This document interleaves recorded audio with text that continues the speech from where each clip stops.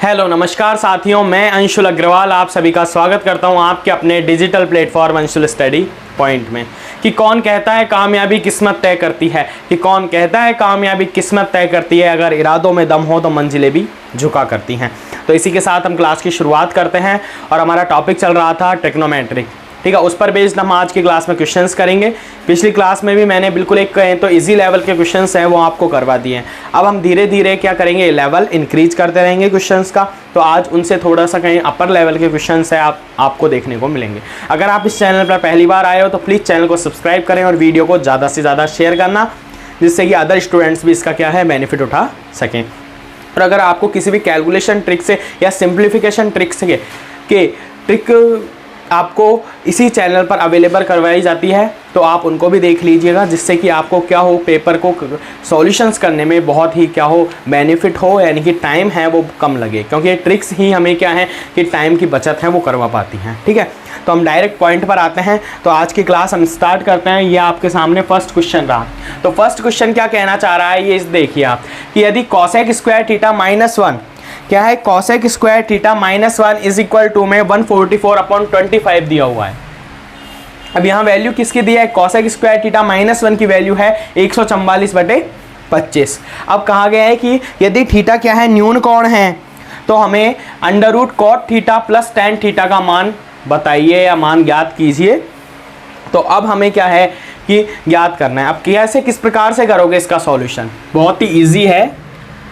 अगर आपको मेरे लिखाए गए जो फॉर्मूले थे, जो मैंने एक तरीके से व्युत्पन्न करके भी आपको बताए थे कि कहाँ से ये फॉर्मूले आए हैं, 3 फॉर्मूले मैंने लिखाए थे और कहा था इनको याद जरूर कर लेना। क्या था, एक तो sine square theta plus cos square theta is equal to में 1, ठीक है, 1 प्लस टेन स्क्वायर थीटा बराबर सेक स्क्वायर थीटा, और क्या था 1 plus cot square theta is equal to में कॉसेक स्क्वायर थीटा। कहा था मैंने, इंपॉर्टेंट भी लगाए थे तीनों फॉर्मूले पर, क्योंकि बहुत ही जब हम त्रिकोणमिति के जो क्वेश्चंस करते हैं तो उनमें इनका यूज़ तो आना तय एक तरीके से होता है, क्योंकि इनका फॉर्मूले हैं वो बिल्कुल एक कहें तो इजी लेवल के फॉर्मूले हैं। तो इनका क्वेश्चंस में क्या होता है कि एक तरीके से एक भाग है, पार्ट है, वो होता ही है। ठीक है, तो ये बात आपको समझ में आ गई होगी। अब इसी का यूज़ करेंगे, हमारे पास में जो वैल्यू दी है उसी का। ठीक है, तो क्या दिया हुआ है हमें क्वेश्चन में, देखिए cosec square theta -1 is equal to में दिया हुआ है 144/25।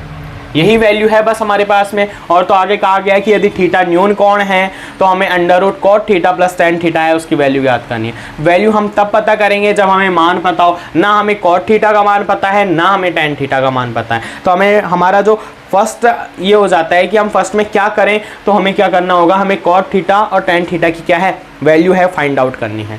वो कैसे करेंगे आप बिल्कुल ईजी वे में समझ सकते हैं कि कॉसेक स्क्वायर थीटा -1 है, इसको किस प्रकार से हम लिख सकते हैं। अगर ये पता चल जाता है आपको तो फिर हम आसानी से सॉल्यूशंस कर सकते हैं। मैंने अभी आपको एक फॉर्मूला लिखाया था, क्या, 1 plus cot square theta is equal to में कॉसेक स्क्वायर थीटा। ठीक है, ये फॉर्मूला लिखाया था। और ये फर्स्ट बार आपने फॉर्मूले 9th या 10th में पढ़े होंगे, जब शुरुआत में यही लिखाया जाता है कि sign square theta plus cos square theta बराबर 1 होता है। वहाँ ये नहीं बताया जाता कि कैसे आता है, लेकिन मैंने पिछली क्लासेस में है आपको, जो कि त्रिकोणमिति फॉर्मूला के नाम से आपके इसी चैनल पर अवेलेबल है, इसी टॉपिक से रिलेटेड है, तो वहाँ आपको बताया भी हुआ है कि कैसे ये व्युत्पन्न हुए हैं, किस प्रकार से पाइथागोरस थ्योरम है उनके द्वारा कैसे हमने व्युत्पन्न किए हैं। ठीक है, अब यहाँ से क्या करेंगे, हमें वैल्यू चाहिए कॉसेक स्क्वायर थीटा -1 की, तो हम इन्हें इस फॉर्म में जमाते हैं कि क्या हो, कॉसेक स्क्वायर थीटा -1 की हमें वैल्यू प्राप्त हो जाए। तो हम क्या करेंगे, इस 1 का क्या कर देंगे, पक्षांतरण कर देंगे। हम कर सकते हैं यहाँ प्लस के रूप में 1 है या माइनस के रूप में जाएगा, तो यहाँ क्या बचेगा, यहाँ बचेगा ओनली कॉट स्क्वायर थीटा। ठीक है, इज इक्वल टू में यहाँ क्या हो जाएगा, कॉसेक स्क्वायर थीटा -1। तो अब देखो आप इसकी वैल्यू क्या है, कॉट स्क्वायर थीटा। बस ये बात पता चलनी है। और ये तो क्या होगा, जब आप प्रैक्टिस करोगे तो धीरे धीरे डायरेक्टली आपको समझ में आने लग जाएंगी। ठीक है, तो अब हम क्या लिख सकते हैं, कॉसेक स्क्वायर थीटा -1 की जगह क्या लिख सकते हैं, कॉट स्क्वायर थीटा है वो लिख सकते हैं। तो हम क्या करेंगे, यहाँ लिखेंगे कॉट स्क्वायर थीटा लिख सकते हैं, इज इक्वल टू में क्या हो जाता है 144 अपॉन में 25, यही वैल्यू है। ठीक है, अब हम क्या करेंगे, हमें चाहिए वैल्यू किसकी, under root cot theta plus tan theta की, तो हम इसे क्या कर देंगे कॉट थीटा के रूप में। तो स्क्वायर है तो इनके ऊपर अंडर रूट लग जाएगा, तो यहाँ तो क्या हो जाएगा कॉट थीटा, और इनका 144 किसका स्क्वायर होता है, अब ये तो नॉर्मल है कोई ज़्यादा नहीं है, किसका होता है 12 का, और 25 किसका होता है 5 का। तो यहाँ से हमें एक वैल्यू पता चली, किसकी पता चली, कॉट थीटा की वैल्यू हमें पता चल गई। ठीक है, जब हमें यहाँ से कॉट थीटा की वैल्यू है वो पता चल गई है, तो हम टेन थीटा की वैल्यू निकाल सकते हैं, नहीं निकाल सकते, बिल्कुल आसानी से निकाल सकते हैं, क्योंकि हमने एक चीज़ पढ़ रखी है, क्या होता है PBP अपॉन HHB, ये पढ़ा है कि ये क्या होता है, ये टेन थीटा की वैल्यू होती है, ये टेन थीटा की वैल्यू होती है, और इसके अपोजिट हम कर देते हैं तो कॉट थीटा हो जाता है। तो हम कॉट थीटा का अपोजिट कर देंगे तो हमें क्या प्राप्त हो जाएगा, टेन थीटा। ठीक है,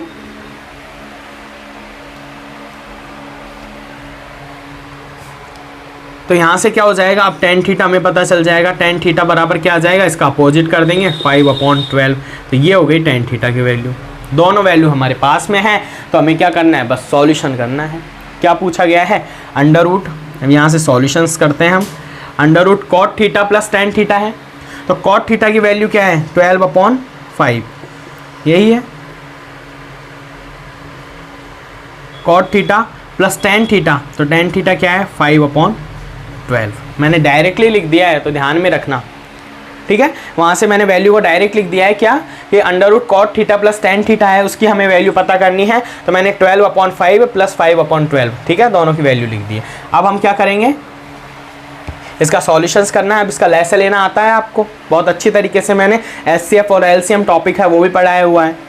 तो हम क्या करेंगे, यहाँ से LCM लेंगे तो कितना LCM आ जाता है इनका,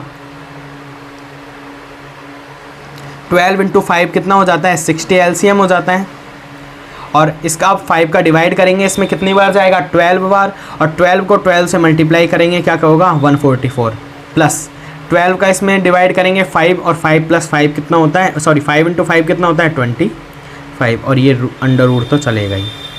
ठीक है, अब इसका सॉल्यूशंस हम करते हैं तो कितना हो जाता है 169/60, और ये हो जाता है रूट। अब यहाँ हमें ऑप्शन में कुछ भी नहीं दिख रहा है, ऐसा ऑप्शंस में नहीं है, क्योंकि आपके सामने जो ऑप्शंस हैं उनमें इस तरह की कोई भी वैल्यू नहीं है। अब इससे हमें क्या करना है, सिंप्लीफिकेशन करना है, और सिंप्लीफिकेशन बस किस तरीके से करना है आप जानते हो कि 169 है, तो 169 किसका स्क्वायर होता है, 169 किसका स्क्वायर होता है 13 का, तो ये क्या हो जाएगा ओनली 30 हो जाएगा, क्योंकि 13 का स्क्वायर है और 169 पर क्या है रूट भी है, तो स्क्वायर से रूट क्या हो जाएगा कैंसिल आउट हो जाएगा, इतना आप जानते हो, क्या हो जाएगा 13। अब हम 60 है, वो 60 को किस प्रकार से लिख सकते हैं, 60 को हम किस प्रकार से लिख सकते हैं 15 × 4, और ये अंडर रूट है, इसके ऊपर अंडर रूट था लेकिन स्क्वायर था इसलिए कैंसिल आउट हो गया, इसके ऊपर रूट एज इट इज़ है, तो 15 × 4 लिख सकते हैं। 4 का आसानी से क्या हो सकता है, 4 क्या होता है 2 का स्क्वायर होता है, तो स्क्वायर से और रूट क्या हो जाता है कैंसिल आउट हो जाता है, तो यहाँ से मैं बात करूँ तो क्या हो जाएगा ये 13 हो जाएगा, और ये अपॉन में क्या हो जाएगा 2√15, ये वैल्यू है वो आपको प्राप्त होगी, ये वैल्यू प्राप्त होगी। समझ में आ रहा होगा कि ये क्या किया है मैंने, बस सिंप्लीफिकेशन किया है, और इस तरह का सिंप्लीफिकेशन आपको करना होगा जिससे कि आपको क्या है आसानी से चीज़ें समझ में आने लग जाएं। ठीक है, तो क्या किया है मैंने, बस लेसे लिया है, और फिर 144 + 25 कितना हो जाता है 169, 169 का हम जानते हैं 13 का स्क्वायर होता है, तो ये 13 एज इट इज़ हो जाता है, रूट कैंसिल आउट हो जाएगा। 60 को हम 15 × 4 लिख सकते हैं, और 4 का जो स्क्वायर है हम कहें तो 2 का स्क्वायर क्या होता है 4 होता है, तो क्या हो जाएगा 2 हो जाएगा, और √15 है एज इट इज़ रहेगा, और ये ऑप्शन आपको दिख भी रहा है, ये ऑप्शन है वो आपको दिख भी रहा है, यानी कि सिंप्लीफिकेशन हमें करना होगा। आंसर तो ये भी ठीक है, लेकिन हमें क्या है ऑप्शंस में नहीं मिल रहा है, इसीलिए हमें क्या करना होगा आंसर देखना होगा। तो ऑप्शंस कौन सा हो जाता है इसमें, ऑप्शन डी, कौन सा ऑप्शन है डी, आपको ऑप्शन दिख रहा होगा, तो डी क्या हो जाता है इसका आंसर हो जाता है। ठीक है, तो बहुत ही एक अच्छा क्वेश्चन था और बहुत ही सिंपल क्वेश्चन था, ज़्यादा टिपिकल मेरे को लगता नहीं है क्वेश्चन है, बहुत ही ईजी क्वेश्चन है। आपको समझ में आया होगा, बस चेंजेस है वो यहाँ था। अगर हमें डायरेक्ट पहले क्या दे रहा था, कॉट थीटा की वैल्यू या टेन थीटा की वैल्यू हम दे रहे थे, तो यहाँ से हम कैलकुलेशन से यहाँ तक कर रहे थे। अब हमें थोड़ा सा पार्ट है ये एक्स्ट्रा करना पड़ा, क्योंकि ये फॉर्मूला बेस्ड क्वेश्चन है। अगर ये फॉर्मूला आपको पता है तो ही आप कर सकते हो, फिर आप नहीं तो इसे चेंजेस करोगे या 1/sin में चेंज करोगे तो फिर वहाँ से क्या हो जाता है, बहुत ही लेंदी होने के चांसेस हो जाते हैं, और फिर जब कैलकुलेशन में जो मिस्टेक होती है ना इस प्रकार के क्वेश्चन में, वो बहुत बड़ी होती है। ठीक है, अब हम सेकंड क्वेश्चन पर आते हैं, इसको मैं रफ कर देता हूँ। ठीक है, ये समझ में आ ही गया होगा आपको।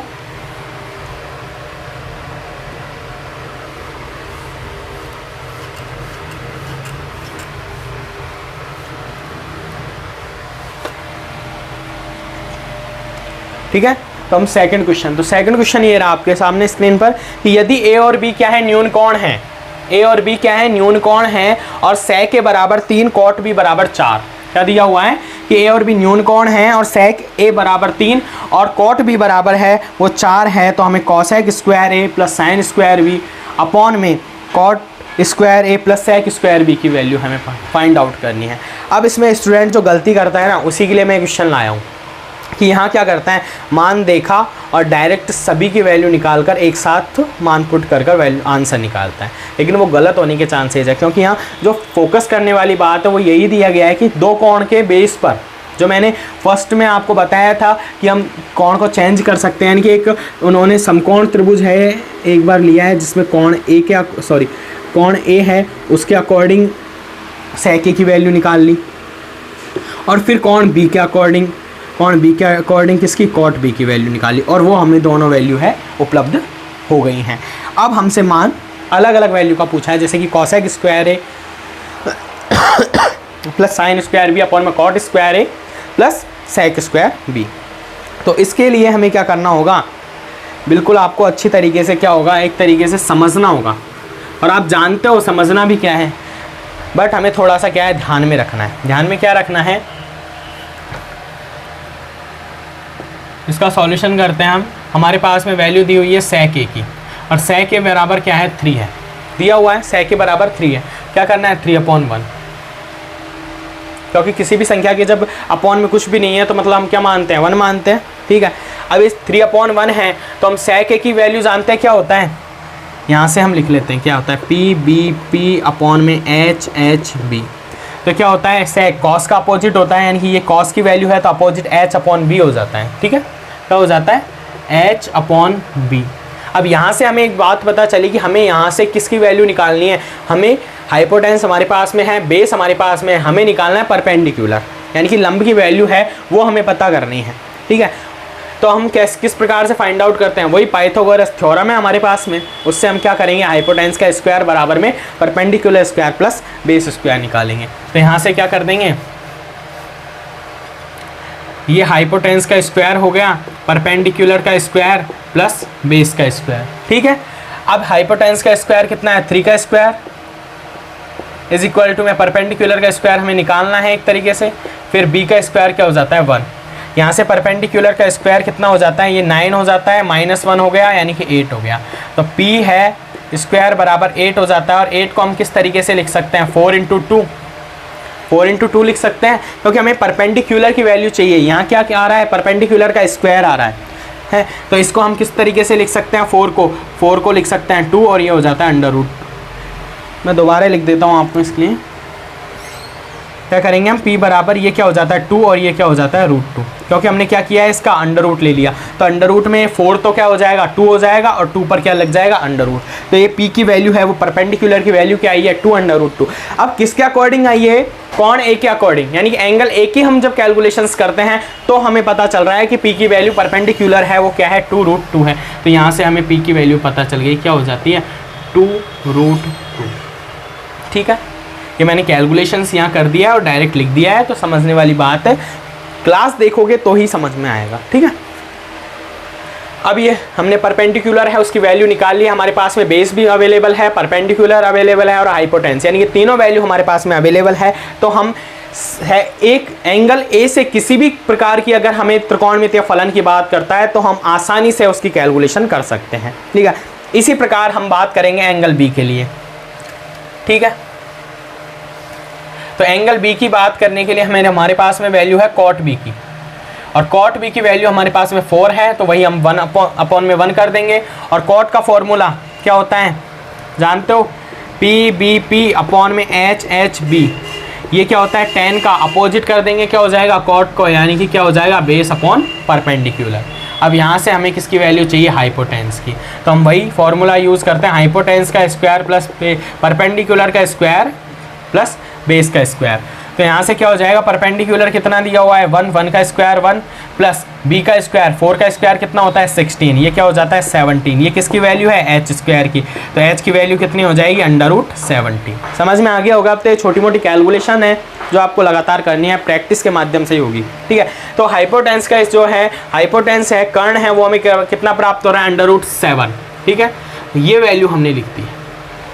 अब हमारे पास में सभी वैल्यू हैं, सभी मान हैं, वो अवेलेबल हैं, जो हमसे अब कैलकुलेशन करने की बात कही गई है उसका हम आंसर निकालते हैं। तो क्या पूछा गया है हमसे कि cosec square A plus sine square B upon में क्या पूछा गया, कॉट स्क्वायर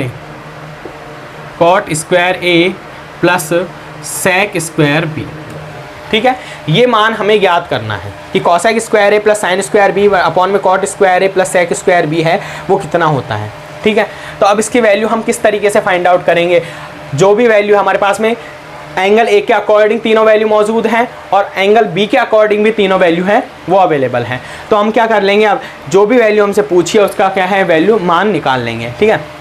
तो यहाँ कॉसेक ए की हम बात करें तो कॉसेक ए का मान क्या होता है, तो कॉसेक ए है वो हम जानते हैं क्या होता है, साइन का अपोजिट होता है, और साइन क्या होता है साइन परपेंडिकुलर अपॉन हाइपोटेंस, तो ये क्या हो जाता है हाइपोटेंस अपॉन परपेंडिकुलर। नहीं आता है तो P B P upon H H B से ज्ञात कर लेना, या मैंने एक फॉर्मूला और बताया है एल ए एल अपॉन के के। यहाँ क्या होता है लंब ए आधार, के क्या होता है कर्ण होता है, तो एल अपॉन के यानी कि लंब अपॉन कर्ण है, तो कर्ण अपॉन लंब हो जाएगा यानी कि हाइपोटेंस अपॉन परपेंडिकुलर। तो हाइपोटेंस अपॉन परपेंडिकुलर है तो वैल्यू कितनी आ जाएगी, हाइपोटेंस अपॉन परपेंडिकुलर है कौन, एंगल का ध्यान रखना, गलती यहाँ होती है बस स्टूडेंट से। h अपॉन पी, तो h की वैल्यू है 3 अपॉन p की वैल्यू कितनी है 2√2, ठीक है। तो इस वैल्यू को हम यहाँ पुट कर देते हैं, हम क्या करते हैं 3 अपॉन 2√2, तो क्या हो जाता है 3 अपॉन 2√2 का स्क्वायर प्लस अब साइन स्क्वायर बी, अब एंगल बी के अकॉर्डिंग साइन स्क्वायर की वैल्यू निकालनी है, तो साइन है बी का वैल्यू क्या होता है लंब अपॉन कर्ण, तो लंब का वैल्यू यानी परपेंडिकुलर की वैल्यू कितनी है 1 अपॉन कर्ण की वैल्यू कितनी है हाइपोटेंस की √17, ठीक है। तो ये क्या हो जाएगा 1 अपॉन √17 है इसका स्क्वायर अपॉन में एज इट इज़ वैल्यू, ठीक है। अब कॉट स्क्वायर ए के अकॉर्डिंग कॉट की वैल्यू निकालनी है, तो कॉट क्या होता है, कॉट ए की हम बात करेंगे तो क्या होता है आधार अपॉन, हम बात करें लंब, यही होता है लंब अपॉन आधार किसका होता है tan का, तो कॉट का अपोजिट हो जाएगा। तो आधार कितना है किसके अकॉर्डिंग देखना है, एंगल ए के अकॉर्डिंग, आधार कितना हो जाता है बेस यानी कि क्या है 1 और लंब कितना है परपेंडिकुलर 2√2, ठीक है। तो ये क्या हो जाता है 1 अपॉन 2√2 है इसका square plus sec square B. अब वैल्यू निकालनी है बी के अकॉर्डिंग और सेक की, तो सेक की वैल्यू निकालेंगे हम बी के अकॉर्डिंग, बी के अकॉर्डिंग निकालनी है सेक की वैल्यू। सेक क्या होता है कॉस का अपोजिट, और कॉस क्या होता है बेस अपॉन हाइपोटेंस, तो ये क्या हो जाता है हाइपोटेंस अपॉन बेस। तो हाइपोटेंस की वैल्यू कितनी है यहाँ √17, बेस की वैल्यू कितनी है 4, ठीक है। तो क्या हो जाता है √17 अपॉन 4 है, इसका कर देंगे स्क्वायर। ये हमारे पास में सभी वैल्यू मौजूद हैं, अब इनका सिंप्लीफिकेशन करना है और आंसर हमारे पास में अवेलेबल होगा। तो ठीक है, समझ में आया होगा, कोई ज़्यादा डिफ़िकल्टीज़ वाली प्रॉब्लम वाली कैलकुलेशंस तो की नहीं है, ठीक है। अब यहाँ से इनका सिंप्लीफिकेशन हम करते हैं,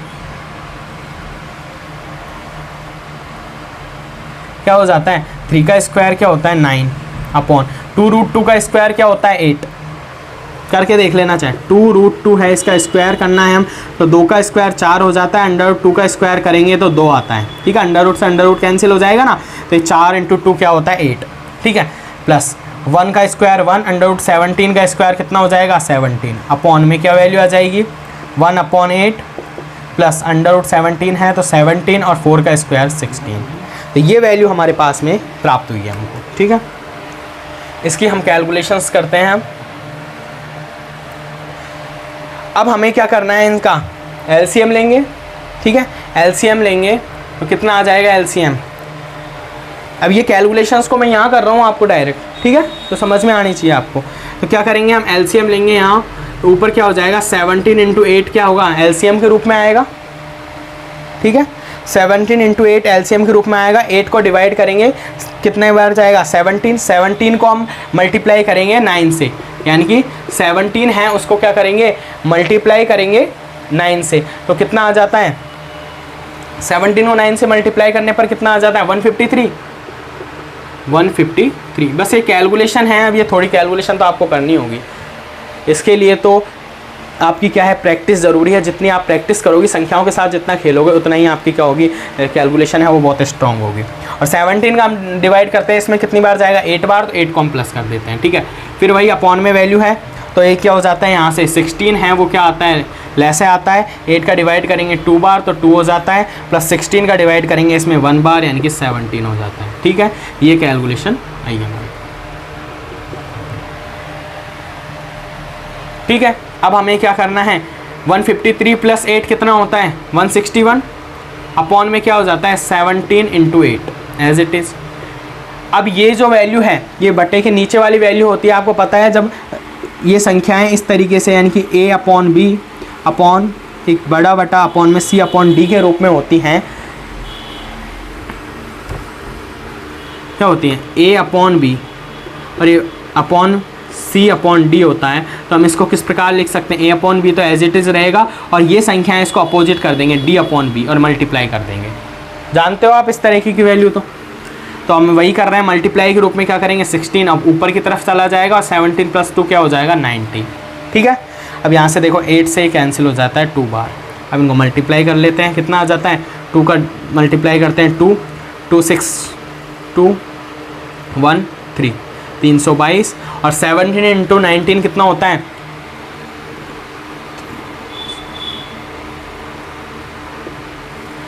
322/323।